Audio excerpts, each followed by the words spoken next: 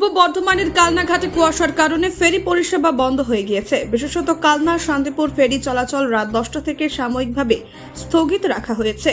সরস্বতী পুজোর কারণে প্রচুর মানুষ বাইরে থেকে কালনায় এসেছিলেন, তাদের মধ্যে অনেকেই বাড়ি ফেরার পথে বিপত্তিতে পড়েছেন। কুয়াশার কারণে ফেরি চলাচল বন্ধ হওয়ায় যাত্রীদের মধ্যে অসুবিধা বেড়েছে। বেলা যত বাড়ছে যাত্রীদের চাপও বাড়ছে। প্রশাসন সূত্রে জানা গিয়েছে, সরকারের নির্দেশ অনুযায়ী কুয়াশা না কাটলে ফেরি পরিষেবা চালানো যাবে না। যাত্রীদের নিরাপত্তার কথা মাথায় রেখে এই পরিস্থিতি সামাল দিতে প্রশাসন যথাসাধ্য চেষ্টা করছে। কুয়াশার উপরে নির্ভর করে ফেরি পরিষেবা শুরু হতে কিছু সময় লাগতে পারে, তাই যাত্রীদের আগাম সতর্কতা অবলম্বন করার পরামর্শ দেওয়া হয়েছে। 3টা থেকে বসে আছি এখানে। মানে কোথায় যাবেন? আমি যাব শান্তিপুরে। মানে কোথায় এসেছিলেন?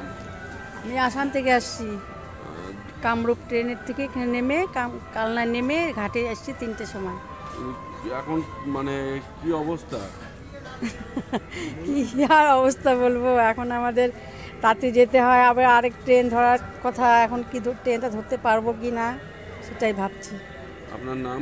আমার নাম মিঠু পাল। আজকে কুয়াশার জন্য কি ঘাট বন্ধ আছে? কুয়াশার জন্য কাল রাত 10টা থেকে টোটালটাই বন্ধ করা আছে। কুয়াশার প্রচুর চাপ।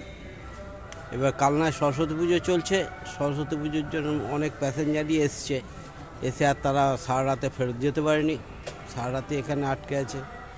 আমরা তো কেউ 12টা কেউ 3টে অবধি বসেছিলাম। এবার বাচ্চারা কান্নাকাটি করছে, মালিক পক্ষ থেকে যা পেয়েছি দোকান খুলিয়ে কিছু এনে তাদের টিফিন দিয়েছি।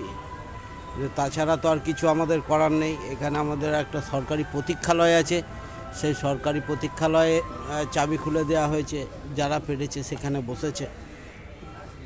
তারপরে ডিজাস্টার ম্যানেজমেন্টের লোকও এসছে সকালে, তারা স্পিডবোট নামিয়েছে, স্পিডবোট নামিয়ে দেখছে পরিস্থিতি।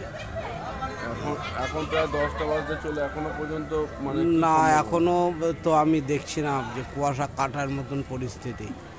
যতক্ষণ না একটু হাওয়া দিচ্ছে, জোরে হাওয়া না দিলে তো কাটবে বলে মনে হচ্ছে না এত তাড়াতাড়ি। মানে কুয়াশা না কাটলে প্রশাসনের তরফ থেকে টোটাল বন্ধ? হ্যাঁ, বন্ধ, কিছু করার নেই। আমাদের প্রশাসনের টোটালটাই এরকমই নির্দেশ। প্রাকৃতিক দুর্যোগে আমরা কোনো রকমই কিছু চালাতে পারবো না, তাতে ঝড় হোক, বৃষ্টি হোক, কুয়াশা হোক, আমরা কোনো রকমই চালাতে পারবো না।